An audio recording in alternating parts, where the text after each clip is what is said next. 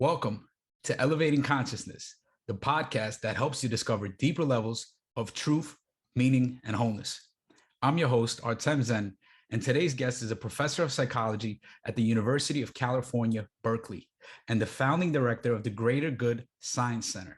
He's the host of an award-winning podcast called Science of Happiness and the co-instructor of an online course of the same name. He's also the author of several books, including The Power Paradox, which details how we gain and lose influence in our lives. Dacher Keltner, welcome to the show. Artem, it's great to be with you. Thanks for being here. So I just want to set some context before we start. Power is a fascinating topic to me, and it's something I've been thinking about a lot more over the last couple of years. And in trying to understand power, I came across a highly controversial book called The 48 Laws of Power by Robert Greene. Yeah. And much of it is based on another book, The Prince by Niccolo Machiavelli. Yep. And some of the laws that Greene shares in his book are never put too much trust in a friend. Yeah. Learn how to use enemies, get others to do the work for you, but always take the credit, and pose as a friend, work as a spy. Yeah. So none of this ever sat right with me. And in fact, it made me feel pretty disgusting because on the one hand, I do want power, but I don't want to act in the way that he proposes.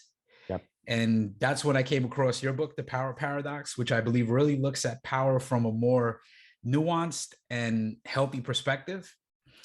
And I'd love if you can give us a little background of how you came to study power and if you could explain what the power paradox is. Thank you, Artem. And man, what a great introduction, to think about Machiavelli and Miller, Greene. The other book, Greene, as a context, I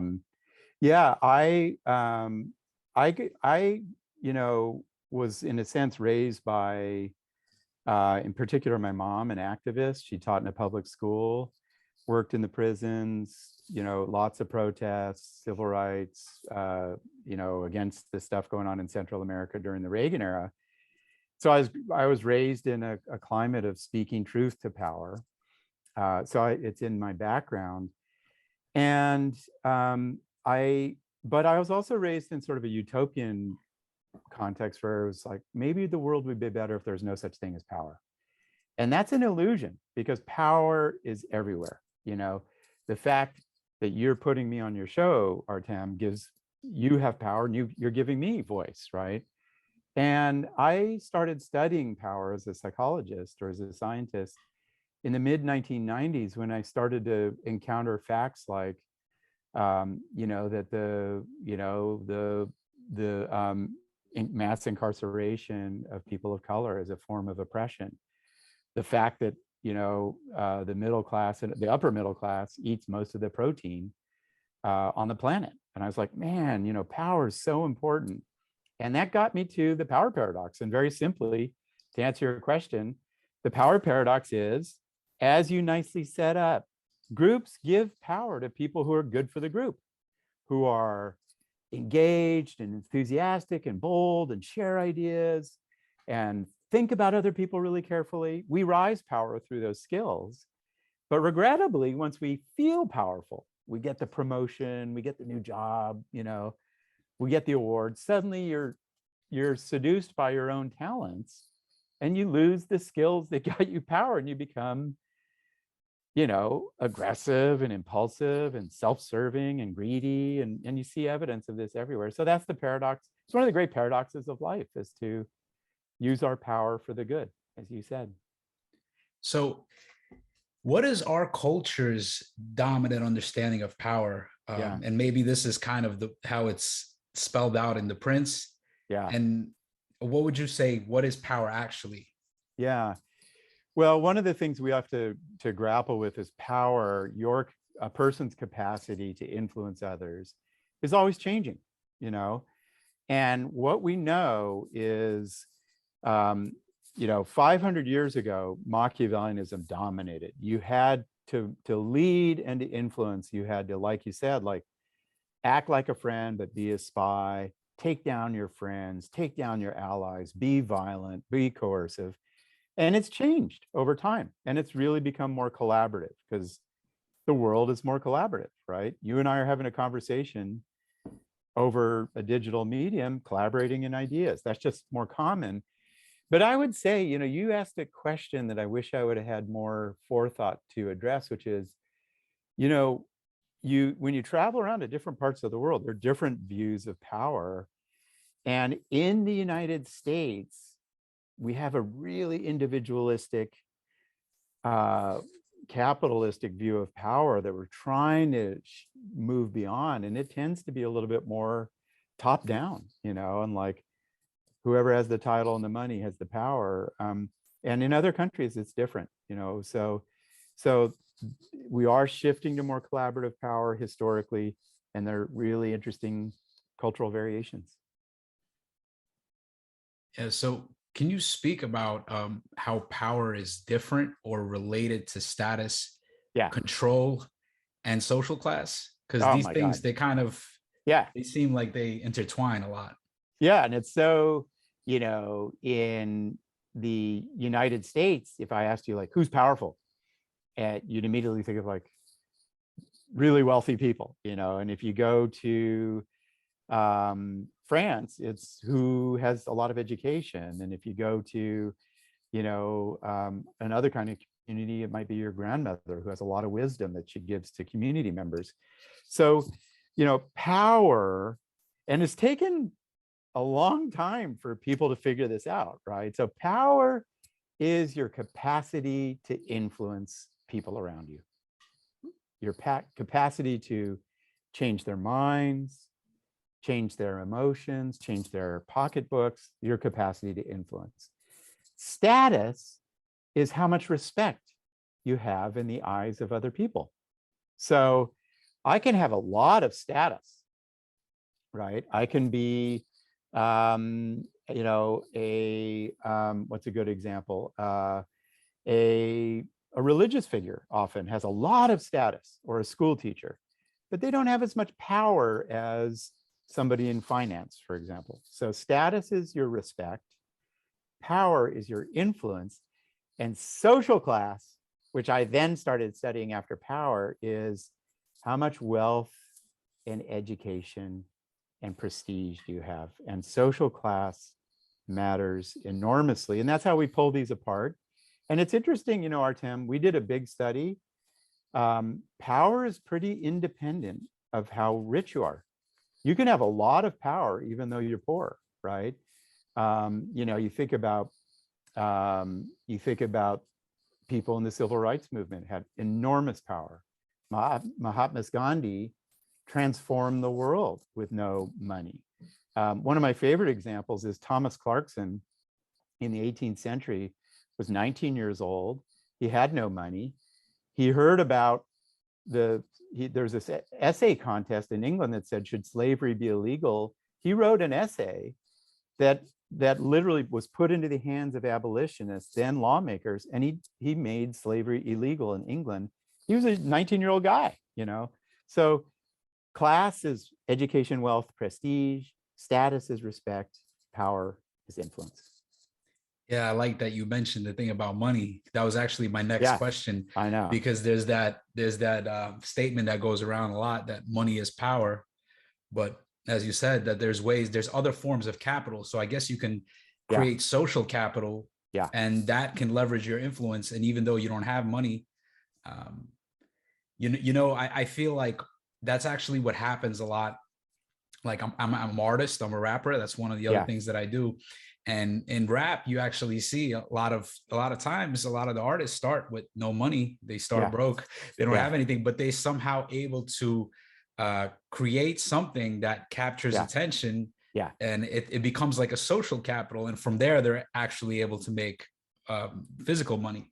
That's awesome. I wish we had the data to allow me to make the sophisticated argument you just made, Artem, but because think about this argument, which is that, and put it into your superb terms, which social capital comes out of sociology, cultural capital comes out of French Pierre Bourdieu, it's really cool. But the idea is, and your example's so fitting with our arguments here, rap and hip hop give me goosebumps, because this is music that every bias is working against it. There's no money. It's made in houses and street corners and the like, Basements. and basements, and it's the most important music that's been made in the last 100 years, period. And there are a lot of data that speak to that in terms of transforming the world, right? Came out of no money, and that has power, right? Which is the quality of the music influences people because of its strength. And then, like you said, it becomes entrenched in society through the networks it creates, social capital. Whoa, everybody wants to hear that music. And then the cultural capital, like I want my cultural identity to be affiliated with rap. I want to talk about it and know the artist, right? And so you've just given an awesome example of how, we can gain power through having going to an elite private college where there's a lot of social capital and you get power.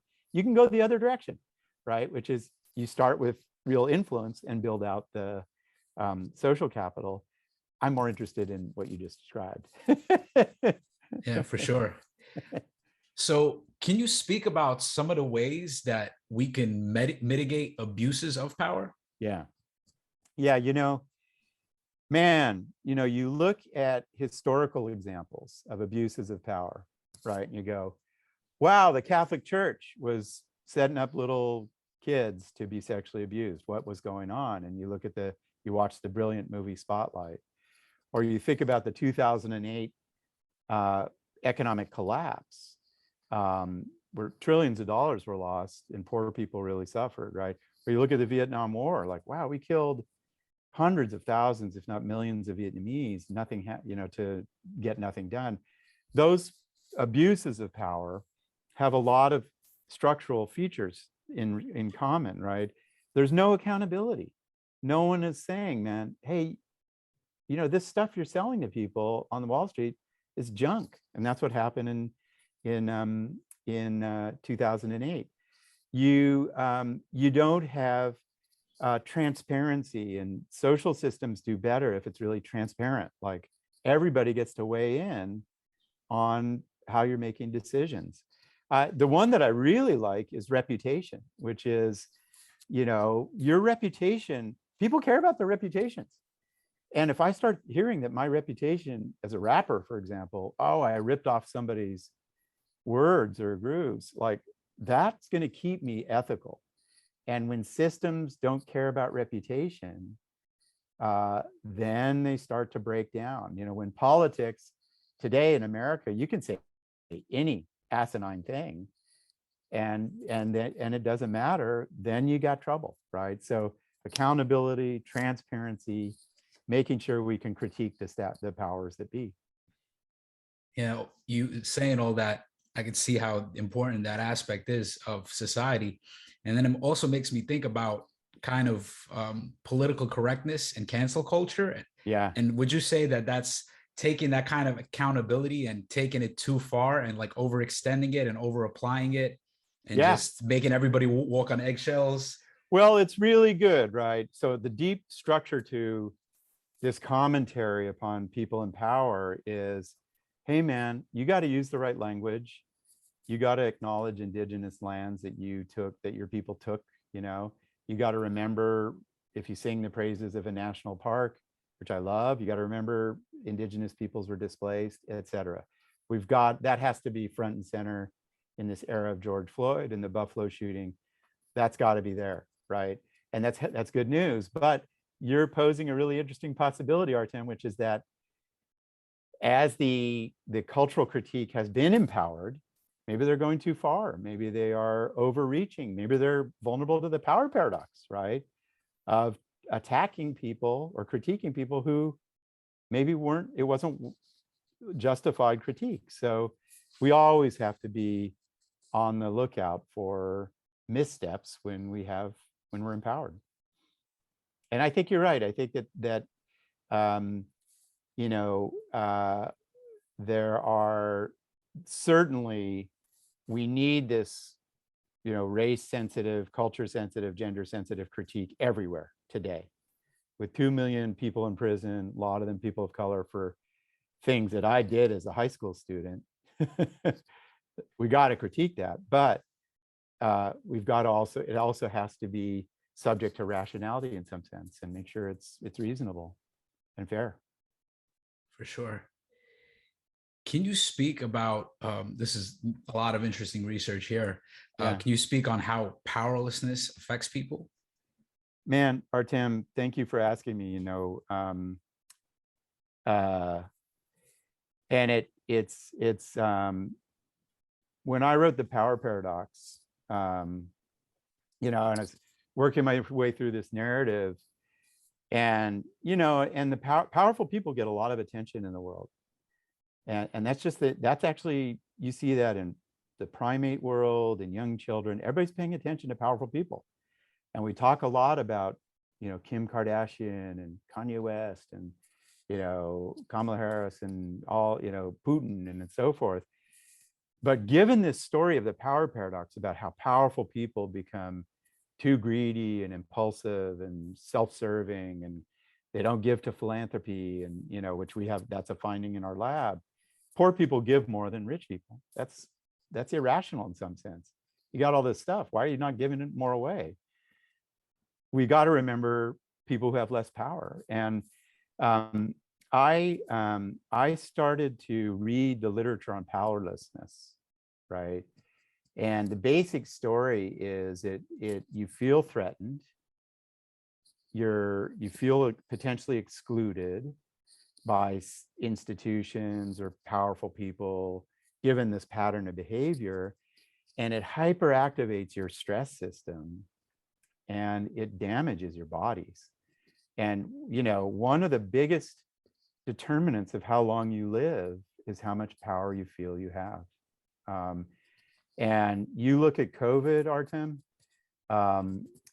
Mexican American men were 27 times more likely to die than European American women from COVID. People of lower class backgrounds were 5 times more likely to die in the United States than people of middle or upper class backgrounds. Power is about life expectancy. And I'm sorry to go on and make this personal, but I had this really weird childhood where my parents went from middle class community, where my mom got her degree at UCLA and she got a teaching job at public university, and we didn't have much money, and public teachers aren't paid that much. And we moved to a really poor town, and really poor, like, rural poor. And all of a sudden I was like, man, these are the nicest people in the world, but the kids' bones break faster, which is a finding. Their teeth, they have more flu and problems. They're suffering from anxiety more. And that's all about powerlessness. And it's the central problem of our country, frankly. If we empowered people, our health profile would look different. Yeah, that's really some crazy implications that we don't even think about, that how it actually, powerlessness affects people's health. I know. To that degree. It's profound. So, but can I say one thing? Yeah, sure. You can say more than one thing. One of the amazing things, and this came out of this experience that my brother and I had, Artem, like moving to the school we went to in LA, everybody went to college and became lawyers and doctors. The school we went to, that we moved to, on my street, there were 19 kids and 3 went to college. And my brother and me, and then my friend Guillermo Campos, who my parents told to go to college, and he went and did really well. But one of the things we found, the upside to this, so amazing, that inspired us when we started thinking about powerlessness, is the best sides to human beings come out when you're threatened, like when you don't have resources. And we have found lower class people, like the people I grew up around, share more, they empathize better, they listen better, they find the beauty in fellow human beings more quickly. It's a mixture, right? You want to live longer, of course, but there's this richness to not having a lot that we see people lose when they rise in the ranks. Another layer in the power paradox. Yes. So it does seem to me that some people have this Machiavellian approach to power. Yeah. Yeah. And to a certain extent, it seems to work for them. Yeah. So one person that, like Trump is one person who comes to mind. I know. And I even think that The Prince is one of his top book recommendations. Is it really? I think so. I think I've yeah. And I'm just like, even when I think of the word, when I think of the cultural, like the dominant cultural definition of power, like that's who I see. I see Trump. Like, I know. He's like the embodiment of like that individualistic, capitalistic. I'm gonna step on your toes. I'm gonna close the deal. I'm gonna win. You're gonna lose. Kind of mentality. So I'm just wondering if some people have become so skillful at using the manipulative approach to power that they can always find a way to obtain more power. Yeah, no, absolutely. The first thing I'll say is Trump's a loser. He lost twice, but he's had a huge effect and massive power on the Republican Party. So thank you, Artem, for bringing it up. Power is always changing.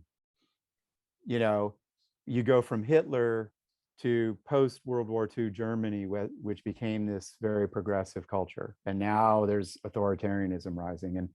And what we know is power is moving from a more Machiavellian view to more collaboration, but there are sectors where Machiavellianism still reigns. If you are working in certain places of finance, it's about Machiavellianism. If you are, if you're a Navy SEAL and you're going in to take out a terrorist, there's no holds barred. I mean, there are a lot of places where it really works.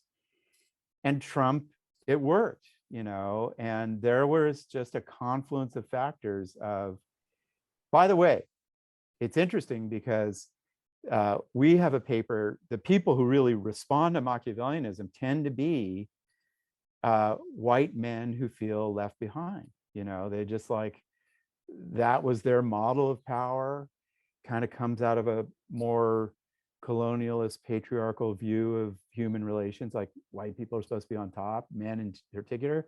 That's changing. And they responded to that Trump embodiment of that power. And that's the complexity of human life, that he's a genius at it, like Mussolini was, like Hitler, like Putin. Putin loves Machiavelli. And I always have to remind your listeners that Machiavelli was a theory of power that was written in the 16th century when most people couldn't read. There were not podcasts like this one. And it was a very violent time, but it's around us, and it has risen, which is worrisome. And I'm glad you're calling it out.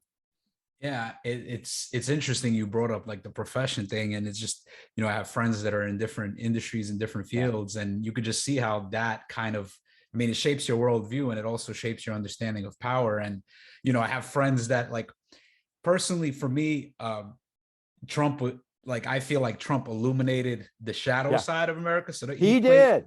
There was a purpose to him. Yeah. Thank you. But like, I literally have friends that like look up to him, or like, like one of my friends was like, oh, like, who would you rather interview, Jordan Peterson or Donald Trump? And I was like, oh, obviously Jordan Peterson. And like, to him is like, no, I would rather talk to Donald Trump. Yeah. So just interesting how like we look up to different things and we value different things, and we see power in different ways. Like, to me, I rather have, the kind of power that, say, Jordan Peterson has, than Donald Trump, even though Donald Trump is way more wealthy. Yeah. No, I know. And this is what, good luck predicting power, right? We can predict forest fires and heart attacks, but man, power, because if you go back to your analysis of how rap and hip hop gain power, right? It's this dynamic force that influences people, that creates social capital, that creates cultural movements. And that's hard to predict. We just don't know which way all those collectives will turn. And Trump arrived, he took on all those Republican nominees like Bush and Marco Rubio, who just felt weak and bland, and he electrified a lot of people. And that's how humans are. It's always a complicated story. So it seems to me that power is directly related to equality. Yeah. Yeah. And as far as I can see, there is nothing in nature or life that is perfectly equal or fair. Yeah. So if we can't have perfect equality, we can't have completely balanced power. Yeah. Some people will always have more power than others. Yep. So from this standpoint, power isn't a problem to solve. No. It's a polarity to manage. Wow. Well put. And yeah, so what do you think are some pathways for us to better manage and play with this paradox? I just got to hear you say that one more time. Power is not a problem to solve. It's a polarity to manage, and to be fair, that's from Barry. That line is from Barry Johnson. He wrote a book called Polarity Management, and I think it's a very useful framework for, Yeah. especially for politics, because Yeah. we have the left, the right, the conservatives, the liberals, and then there's always like, well, my view is right, my view is right, and it's like, no, actually, we have to integrate. We have to integrate. This is not. There's not a solution. It's not something that you solve. Like a lot Yeah. of the things that we, like Yeah. liberty and equality, right? Those Yeah. are like the two polarities. Like you can't solve those. You have to. They both exist, yin and yang. You can't. Yeah. You can't have one without the other. They both need to be there. But how can we play with them in a more skillful way? How can there be more harmony? Yeah. In this dance? You just gave me goosebumps. That's awesome. Yeah. That is the central, as you look at kind of individual power and social capital and social class and the like in these topics, Artem, that we've been talking about, you immediately start to grapple with another dimension to this equation or this question, which is inequality, polarities. And some cultures do well managing them, and I was just giving a talk in Sweden, and they don't have the power differences that we do. They work just as hard, they live good lives. There are people who have enormous power over organizations, but they don't get these paychecks that make them super wealthy compared to the less well off. And they've managed that polarity of power in a healthy way. In that country, you don't have violence. It's 10 to 20 times less violent than the United States. The cops don't shoot citizens. You don't see bullying to the same extent. People live longer. You come to the United States, we haven't managed that polarity. And we have these myths of, the superhuman who gets the $10 million paycheck, and we rationalize poverty, 1 in 6 Americans. And we have this massive income gap that kills people, as we've talked about earlier. And that's pretty well worked out with the spirit level of Wilkinson and Pickett. And that's in some sense, I love your observation, which is that, really progressive people that I grew up around and that I am get it wrong. We're like, oh, we just need to eliminate power or power differences. That you got it right. It's never going to happen, but we can manage it well, and had we been doing that, our country would be healthier. We wouldn't have the shootings that we just saw this past week, so here's to that observation. I hope we can manage it better in the future. For sure. I'm curious, who are some thinkers and authors who had the greatest impact on your worldview? And it's really your story is interesting because it seems like you've been in both sides. Yeah. And in some ways people can say like, oh, you're privileged in some way, especially with totally, being a white male. Yeah. But then at the same time, like seeing the poverty and I'm kind of mixing two things with your story and what thinkers or authors had the greatest impact on your worldview. But yeah, that's the question that I'm having. Yeah. No, thank you. And I do have a complicated identity that I apologize for colonialism and the white men of the past that ruined parts of South America and Central America and slavery. But I grew up around the nicest poor people on earth, and that's who I found my soul in. And, um, and I have to, so who's influenced me? You know, one of my earliest memories is, I was 7. Earliest political memories, Martin Luther King was killed, and my dad made a Black Power flag and put it outside our house. And they told me about Martin Luther King. And then, when I was a teenager, Martin Luther King was influenced by Mahatma Gandhi and nonviolence as a form of power, right? Mahatma Gandhi, he overthrew British colonialism with nonviolent walking. That blows my mind. I was influenced by, Walt Whitman.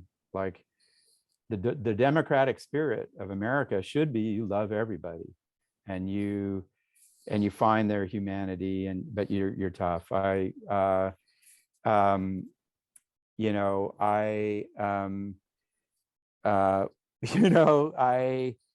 The more righteous forms of protest too speak to me, and I've learned a lot. Artem, study a thing I call moral beauty, like people whose courage and overcoming blows you away.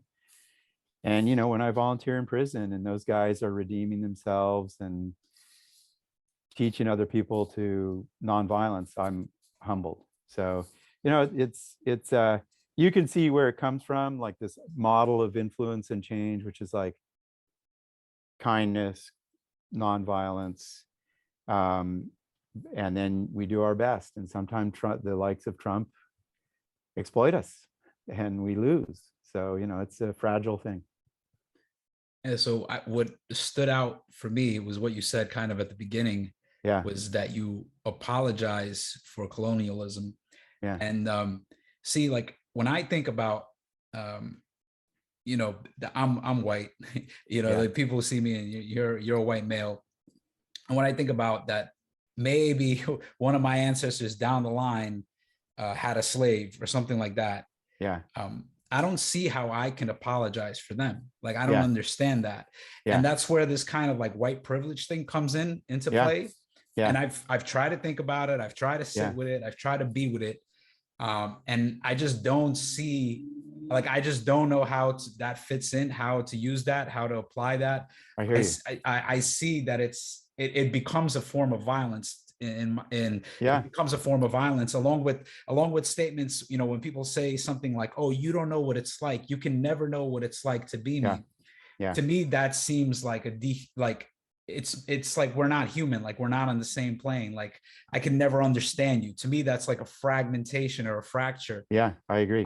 So I'm just curious how you think about that, because you are coming from this you're a professor, you're from California, so very like liberal kind of view. So I'm just very curious how you think about that. It's a lifelong experience, right? And I think that the first thing is a more academic point, but I think fundamental, which is, it's not only white privilege, it's class privilege. And we've got to be thinking about class, right? And if we don't, we miss the point, because there are people of color with a lot of privilege and they suffer certain biases, but they do have this class privilege. So that's got to be part of our conversation, as people like, Ian Lopez Haney at Berkeley are arguing that a big part of the struggle of America right now, alongside race, is class. For me, Artem, I'm older, and as you get older and you encounter people, you realize, like, man, if it weren't for the color of my skin, like I did stuff from 17 to 27 that landed lots of people in prison, mainly drug related, no surprise. So did a lot of people. And there were moments in my life where, because my parents, I'm 26, I have got to pay my summer rent. They got an extra $500. That we know is associated with race. There are these little moments of like, my life was protected, cops stopped me. I was counting up. I was stopped by the police 7 times in high school, for, sneaking into a pool, going to a hot tub in an old person's home, and the cop catches me. And they always treated me well, and it's a different story if the color of your skin is different. And so I've been humbled by that. I'm like, okay, man, there's a system. I've had to work hard too, but I did get these benefits. And so, I try to be mindful of that. Yeah. I think about my own privilege. Yeah. And like, I consider myself highly privileged, in a lot of ways. Yeah. You could look at race as one thing, like, I might have gotten away with a crime that somebody with a darker skin wouldn't have. Yeah. And I also think about like some of the more fundamental privileges of just growing up in a loving home, not being abused, not having in like immense level of trauma. Yeah. Totally. I just think of like, you said the class thing, like the class thing definitely seems like to be a thing. Like, well, I think about like, listen, like I'm privileged and I have certain privileges, but then, I think about people like Willow Smith or Jaden Smith, like you're Will Smith's kid. It's like if Jaden's, they're both very talented but they're the pathways for them to become actors, to become artists, singers, is just, the door is wide open. It's a no-brainer. Yeah, it's like for me, yeah, like to step into the same like pathways, to have the same connections, it's so much harder.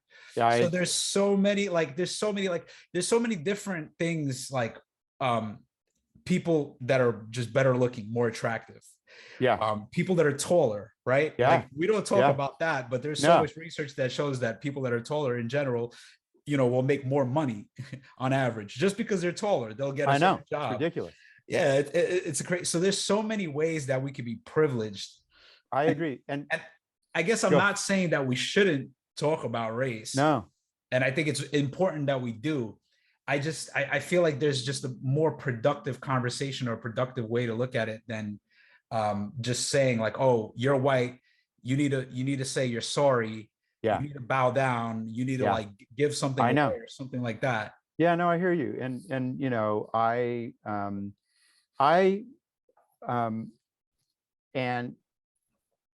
think, I think that we need both conversations, right? And so like I look at it scientifically, and so what we know, so take heart disease. And we know African Americans are more likely to suffer from heart disease because of systemic, some part of that is racism, et cetera. That's an issue. Poor white people are more likely to suffer from heart disease because of powerlessness, right? And we need both conversations, and we need, alongside the race conversation and the colonialism conversation, which is very real. Indigenous peoples have a shorter life expectancy worldwide by 20 years. That's got to be talked about. But we also need the class conversation. I grew up in this neighborhood that was mainly all poor white, and then a couple of Mexican American families, and it was the same issues. It was just the food wasn't as good, and there were times when they couldn't run their electricity, and that's part of our cultural conversation we need. So I'm with you. Yeah, I appreciate, like this is actually really, really related to power, but I appreciate that we could have this conversation. Actually, with everything that's happened in the country with George Floyd and all this violence and all these things that have been popping up in the media, like I've been having conversations about race in my family with my friends that I've never had before. So to me, like, people would see like the looting and all of this kind of mindless looting and violence that would happen. And to me, it's like, the actual looting is stupid and it's pointless and it's just violent and it's hurting people. But then there's something that out of that, like now we're having these conversations. I agree. Now we're talking about, like, I wouldn't have had these conversations before. And actually, I wanted somebody that I would love to interview. I don't know if I've reached out to him, never heard a response. Daryl Davis. I don't know if you ever heard of him. No. But to me, he's like one of the most fascinating people in this conversation about race. He's actually he's a Black man and he's a Black blues musician. And you know, he's had TED Talks and he's been on Joe Rogan, and you know, he's fairly well known. But his main thing is what he done is he actually was able to go and get the head grandmaster of the KKK to give up his hood, along with 200 other KKK members. Wow. And this guy inspires me so much. You know, like his approach to me is like Jesus level, you know? Yeah. Because it's like, love your enemy. And that's what he did. He literally got to know like this head grandmaster and became friends with him. I know. And he never like, imagine he would have came up to him and been like, you're racist and that's wrong, or you're white, you have white privilege. That would have never worked. He came, instead of trying to change him, he tried to understand him. Yeah. And through that understanding, this guy couldn't know, his reality collapsed, because he was like, I can't hate this man no more, because I just can't, because the reality shows me that all those things that I thought about Black people, that's not how he is. So he had to, and like, to me, that's the most beautiful example. And we need more of that. And I think W. Kamau Bell is good at it too. Like, man, who's that? W. Kamau Bell, you know, we need these conversations, you know, because there's common humanity almost everywhere. So yeah, I hope that I could have more of these kind of conversations. And I feel like I'd love to also have this conversation with somebody of a different race, because it like gives a different perspective. I agree. But you know, speaking to you, you're in social sciences and you're in this field, so you have a lot of experience, and you have this cultural sensitivity by being in living in different worlds and seeing different things. So I also value your outlook on this. Thank you. I'm curious, like, there's so many other things that I've researched you and found you've actually also got a textbook that you've written on emotions with other people. Yeah. So I'm curious, what else are you working on? What else are you doing right now? Well, you know, thanks for asking. One of the things that I am really interested in, and is you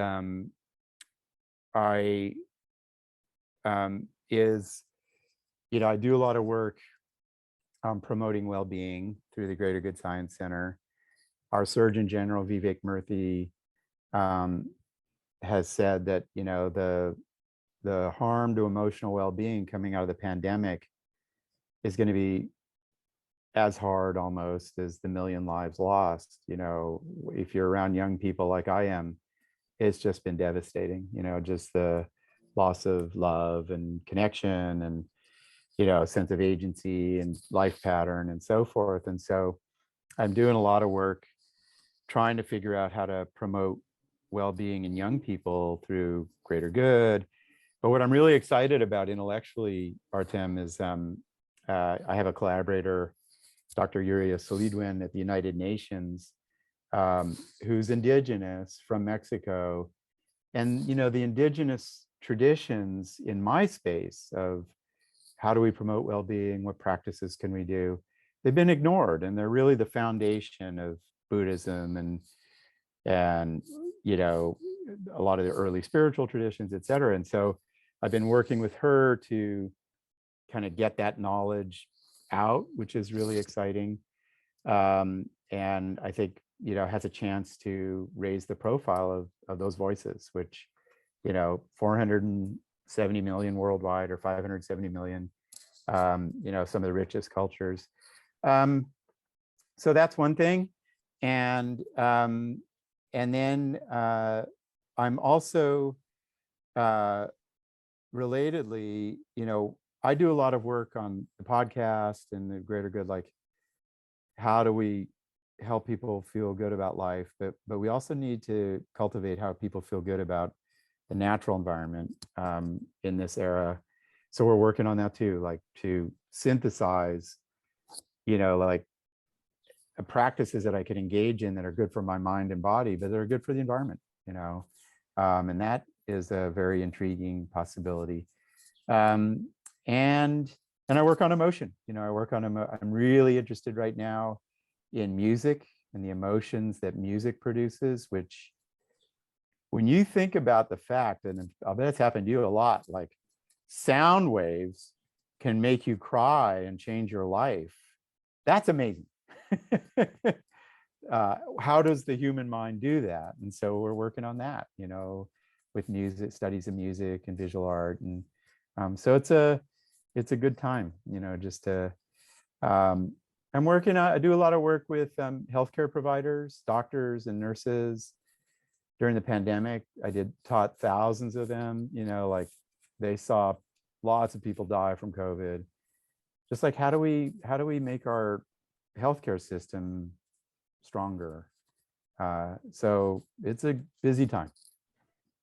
Yeah, there's several things you said there that to me kind of related, and talking about indigenous cultures, Yeah, and then living in a way that makes us feel good, yeah, but that's also good for the environment. And I don't think those things are separate. at Like all. it seems like that's like a big insight to well-being. It's Like it's how, huge. because it's like, everything that's happening in the world with technology, all the advances. I look outside, I'm in New York, I got concrete everywhere, my feet are never touching the floor. Yeah, I'm always wearing soles on my feet, I'm not yeah, touching the ground. um, we're hyper connected, we're glued, we're in front of our computers, in front of our phones. With Corona that happened, with the yeah, lockdowns, the quarantines, we weren't interacting and we weren't touching one another. yeah. And so it's like, it seems like there's so much that is happening in our world, that in one way we see it as progress and technology, and in another way it's like it's actually making us sick. It's It's made us actually, sick. Yeah, no, and it's, the you're right, like the connection between my action and healthy environments hasn't been made, although the indigenous peoples wrote a lot about it or practice it. And so we got to do that. We got to argue for green spaces in cities and beautifying neighborhoods and saving land and saving ocean spaces, which is happening, afforestation. Um, that, we need profoundly. And we don't have a lot of time. So, and this kind of conversation where you just get people to think about, like, how can I get outside in New York City? Where can I go to a park? And then the other point, like, it's very possible that in 5 or 10 years, the Surgeon General will look at what the technologies have done and say, here are the technologies that make you sick. Just like cigarette smoking made you sick. And the data are there. Like, Facebook makes us a little less happy, et cetera. So, what are we going to do about that? How are we going to change technology to make us connect and touch each other and be next outdoors and sing or dance or whatever? And that is in part what I'm working on. And I think it's one of the challenges of our times, is to figure that out. Parts of technology are great: music, visual art, talking to you. Parts of technology, comparing myself to Kim Kardashian on Instagram, that's not going to go well. So it's a great challenge to work on. yeah, I want to tie all this back, Yeah, everything that we were speaking about. You know, I'm fascinated by paradox, and I think that's one of the things right that on. caught my attention was the title of the book, The Power Paradox. Yeah, And I'm also fascinated with this notion of good and bad. yeah, I'm very much into meditation and right on. Buddhism and Zen, and a big part of it is kind of learning to see through these ideas of good and bad. Yeah. And Yeah. like, social media, like I Yeah. speak a lot about how like there's a lot of problems with social media, but I don't want to act like social media is bad, because there's a lot of good things. Totally. There's certain apps that are just not good. Because and I would say there's a lot of problems with like Facebook, for example. Because they're giving you the platform for free, but then they're using you. They're selling, they're basically buying advertising space in your head, and they're just showing you whatever they want to show you.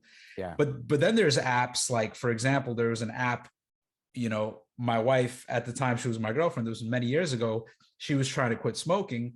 Yeah. And she used the app that helped her quit smoking. It was literally other people on the app, and it was like, oh, this is how much money you saved.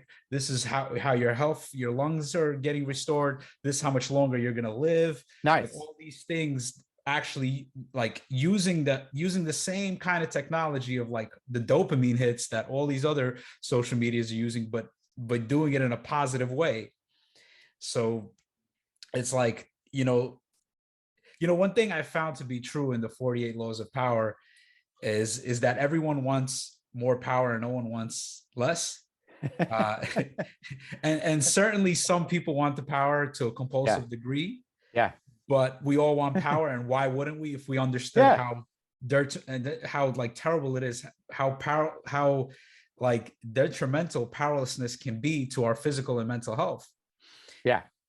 It's, still for many, power has become a dirty word, and that's, probably due to our culture's dominant understanding of power being the one proposed by Machiavelli. Yeah.